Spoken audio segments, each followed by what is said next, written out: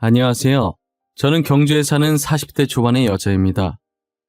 제가 이번에 정말 어이없고 황당한 일을 겪다 보니 극도의 스트레스로 환청까지 들리게 된 상태인데요. 마땅히 하소연할 곳이 없어서 이곳에라도 익명의 힘을 빌려 사연을 보내게 되었습니다. 요즘 시대가 변해서 시월드라는 게 많이 없어졌잖아요.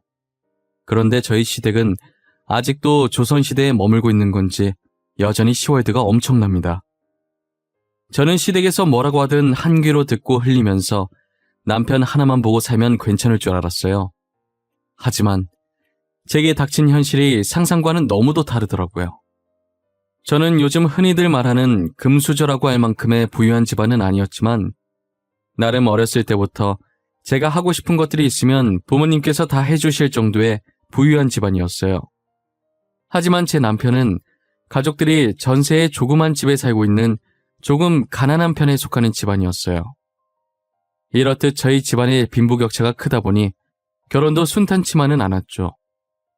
시댁에선 당연히 저를 허락하셨는데 친정에서 딸의 고생길이 보인다며 허락하지 않으셨죠.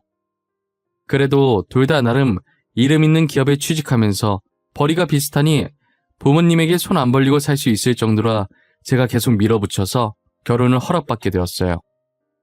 신혼집도 저희가 알아서 하려고 했는데 부모님께서 축하 선물로 주시고 싶다고 난리셔서 어쩔 수 없이 친정 부모님께 50평짜리 아파트를 받게 되었어요.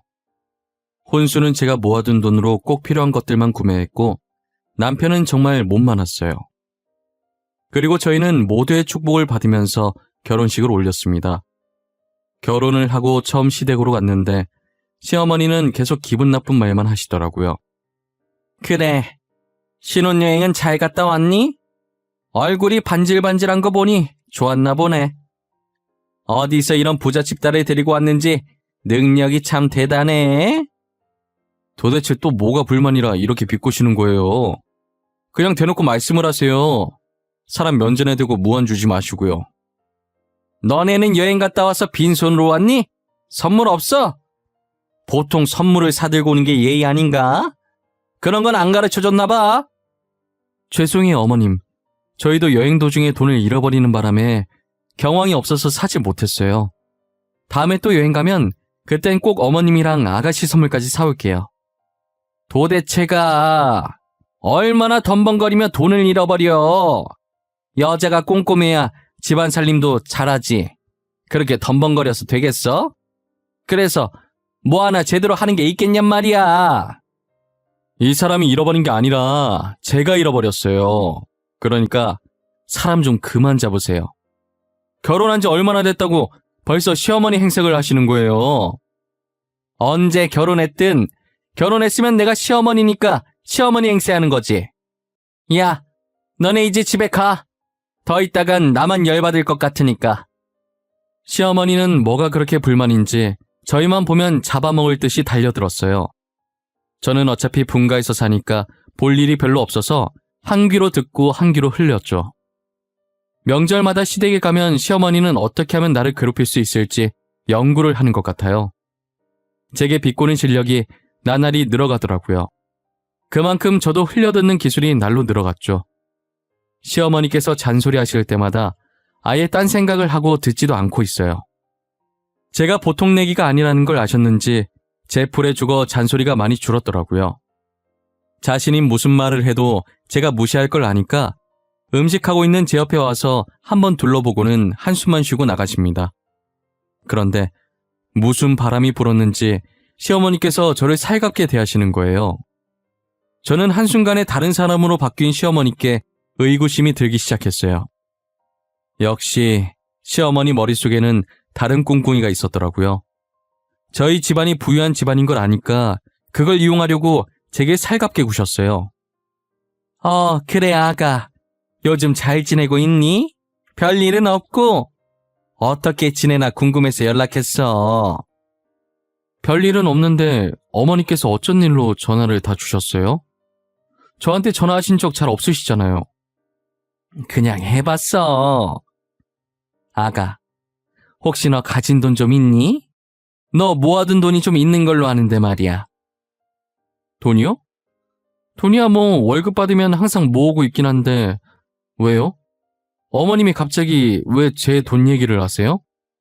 아니 그게 네 신우 이번에 결혼한다고 했잖아. 혹시 며느리 네가 우리 딸 결혼 자금 좀 보태줄 수 있나 해서. 제가 아가씨 결혼 자금을 왜 보태요? 제가 결혼하는 것도 아닌데. 아가씨는 모아둔 돈도 없이 결혼하려고 하는 거예요? 저는 아가씨 결혼 자금 보탤 돈 없어요. 가족끼리 돕고 살아야지. 그렇게 매정하게 굴지 말고 좀 도와줘. 정 돈이 없으면 너네 부모님한테라도 부탁해서 돈 좀 구해보면 안 되겠니? 죄송한데 제가 결혼하면서 부모님께 손 안 벌리기로 했어요. 다른 분들한테 빌리셔야겠네요. 야, 너는 시애미가 고개 숙이고 들어가면 고민하는 척이라도 하면 덧나냐? 지금 너 잘 산다고 사람을 이렇게 무시해도 돼? 어? 시어머니께서 어쩐 일로 사근사근하나 했더니 저보고 신우 결혼 자금을 좀 보태달라고 하더라고요. 아무리 부탁해봐도 제가 단칼에 거절하자 본성을 드러내시더라고요. 그 뒤로도 몇 번이나 결혼 자금 보태달라고 연락 왔었는데 그럴 때마다 제가 거절을 하니 드디어 포기하셨는지 한동안 연락이 안 오더라고요. 그리고 얼마 뒤 주말 아침부터 누군가 저희 집 배를 누르더라고요. 사람이 나올 때까지 누를 작정인 것 같길래 시끄러워서 잠도 덜 깬 채 부랴부랴 문을 열었어요. 저희 집 배를 누른 사람의 정체는 바로 저희 시어머니였는데요. 근처에 아는 사람 만났다가 지나가는 길에 한번 들렀다. 들어가도 되지? 목이 좀 마른데 차 한 잔만 줄래? 들어오라고 말도 안 했는데 그렇게 막무가내로 들어오시면 어떡해요. 아침부터 싸울 일 없으니까 차만 드시고 얼른 가세요. 너 나 싫어하는 티 너무 내는 거 아니니? 아무리 싫어도 내가 네 시애미인데 말이야. 그런데 너네 집이 이렇게 컸었니? 50평이 생각보다 넓네. 시어머니께서는 마음대로 집안에 들어오셔서 제 집 마냥 돌아다니시더라고요. 그리고 저희 집을 너무 꼼꼼히 살피시는데 도대체 왜 저러나 했어요. 여기 정확한 평수가 얼마라고? 50평보다는 더 클 것 같은데. 어머, 화장실도 크고 이쁘네. 정확히는 53평이요. 그런데 저희 집 평수는 알아서 뭐 하게요? 집 사시게요? 50평은 좀 비쌀 텐데.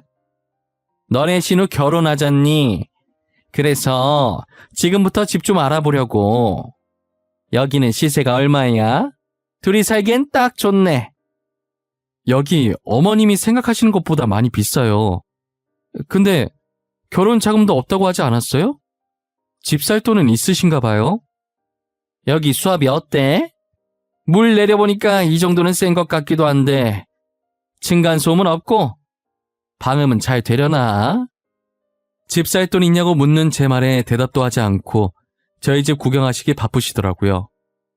혼자서 변기도 내려봤다가 샤워기도 틀어봤다가 방에 들어가서 팔을 펼치더니 방 크기도 눈대중으로 재고 계신 것 같더라고요. 시어머니께서는 도대체 돈이 어디서 나서 갑자기 집을 산다고 하는지 모르겠더라고요. 제가 상관할 바는 아닌 것 같아서 더는 묻지 않았어요. 그리고 며칠 뒤 시어머니께서 제게 어이없는 통보를 하시더라고요. 저희 집을 신혼집으로 쓰게 할 거라는데 처음엔 제가 잘못 들은 건 줄 알았어요. 아가, 내가 전에 너네 집 봤었잖니. 너네 집이 신혼집으로 딱이더구나.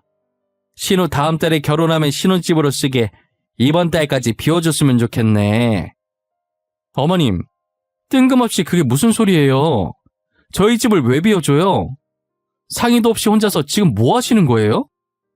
아니, 너네 둘이 살기엔 집이 많이 큰 것 같더라고. 글쎄, 너네 신우가 임신을 해서 말이야. 애 키우면서 살기엔 너네 집이 좋을 것 같아서. 그니까 저희 집을 왜 어머님이 이래라 저래라 하시냐고요. 저랑 상의를 해도 싫다고 할 판국에 다짜고짜 비워라고 통보하는 건 무슨 경우예요? 에이, 내가 언제 통보했다고 그래. 비워줬으면 좋겠다라고 했지. 그리고 신우한테 아파트 해주기로 말 끝냈으니까 이번 달까지는 꼭 비워줬으면 해. 어머님, 제가 집을 비워주겠다고 하지도 않았는데 왜 멋대로 아파트 해주겠다니 뭐니 저보고 어쩌라는 거예요. 어머님이 아파트 해주겠다고 했으니 따로 구하시던지 하세요. 예. 넌 왜 이렇게 욕심이 많니? 너넨 둘밖에 안 살잖아. 네 신우는 애까지 키워야 하는데 양보 좀 해주면 안 되니? 저희 부모님께서 해주신 집인데 제가 왜 양보를 해야 하냐고요. 도저히 어머님이랑 말이 안 통하는 것 같으니까 그냥 끊을게요. 집은 못 비워주니까 그렇게 아시고요. 뻔뻔하게 집 비워달라는 시모의 말에 정말 어이가 없었어요. 만약에 시어머니께서 해주신 집이어도 이렇게 막무가내로 나가라고 하면 당황스러운데 저희 부모님께서 해주신 집을 왜 멋대로 결정하냔 말이에요.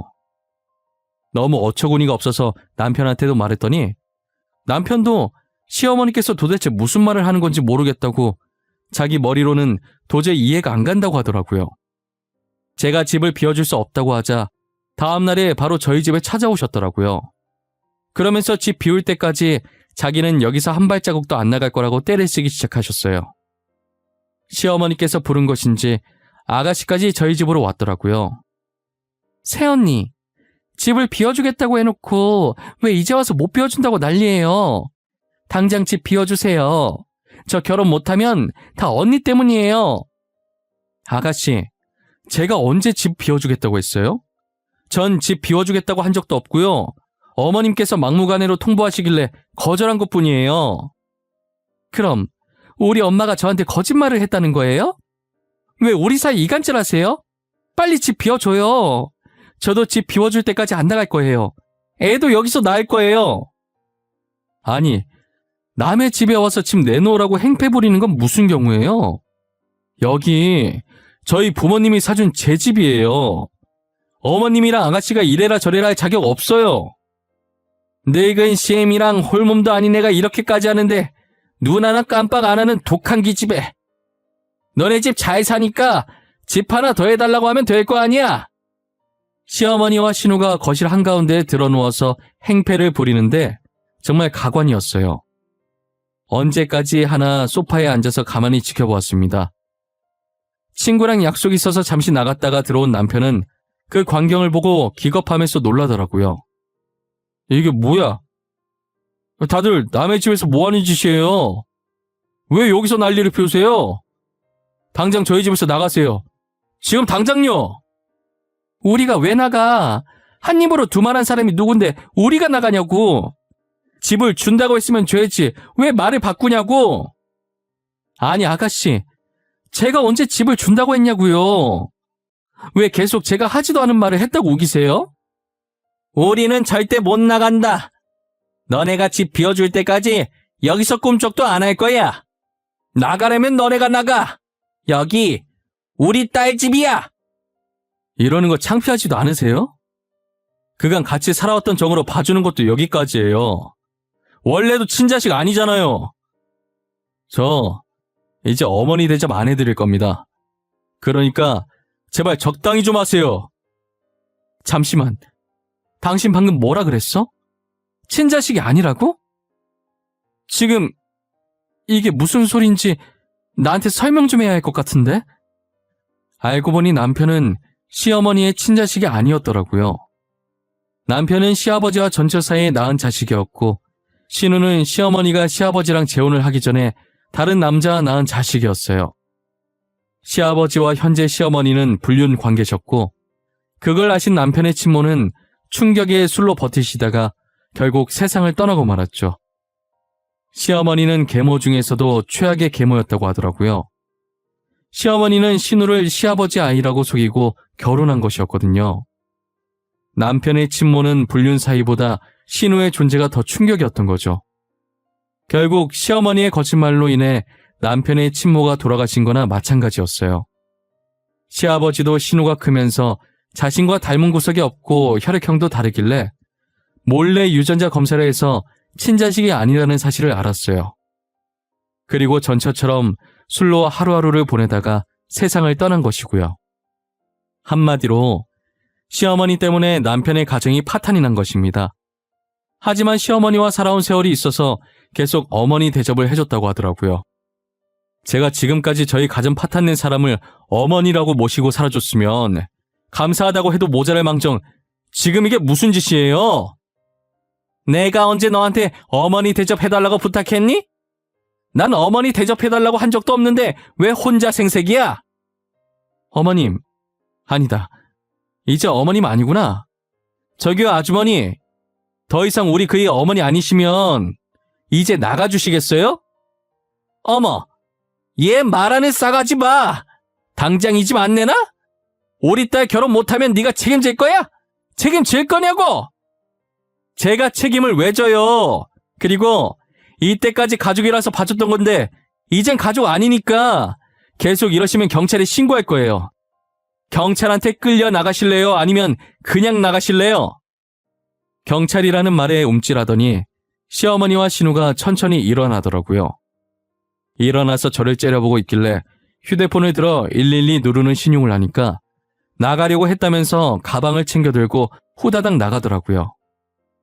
남편은 시어머니와 신우가 나간 것을 확인하고 다리에 힘이 풀렸는지 주저앉더라고요. 여보, 괜찮아? 왜 얘기 안 했어? 그동안 혼자서 얼마나 힘들었어 정말.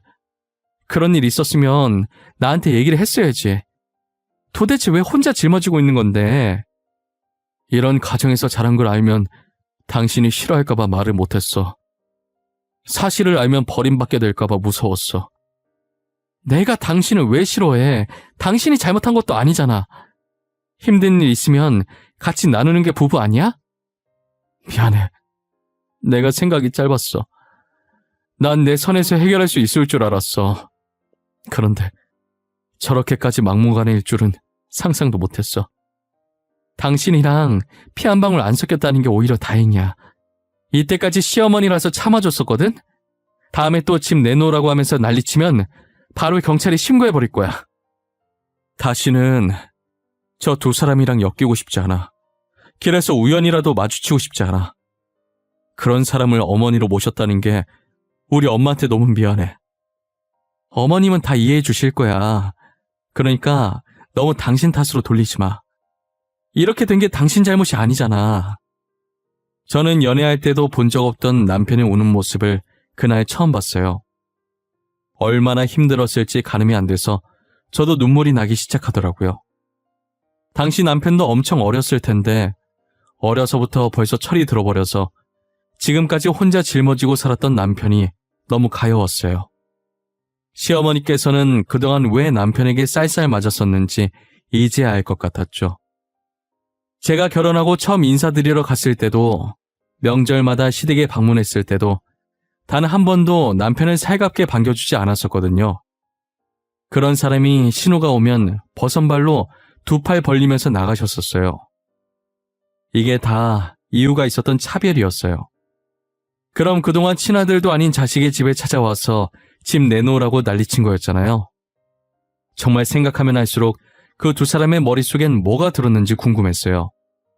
어떻게 뻔뻔하게 그런 짓을 할 생각을 했는지 진짜 정상인의 머리에선 나올 수 없는 발상이죠. 지금도 그날 일을 떠올리면 머리부터 발끝까지 소름이 끼칩니다. 결혼할 거라고 난리치던 신우는 결국 그 남자와 파혼을 했다더라고요. 결혼 상대가 사업하는 사람이었는데 이제 막 뜨기 시작한 기업이라고 하더라고요. 그 엄마의 그 딸이라고 임신했다고 거짓말치고 그 남자를 잡으려고 한 거였어요. 그런데 멍청하게 감기 걸렸다고 남자 앞에서 약을 먹는 바람에 거짓말한 게 들켰죠. 집도 못 구해 거짓말도 들켜 남자가 화가 나서 파혼하자고 했다더라고요. 최근에 시어머니와 신우가 남편 회사까지 찾아와서 울면서 빌더래요.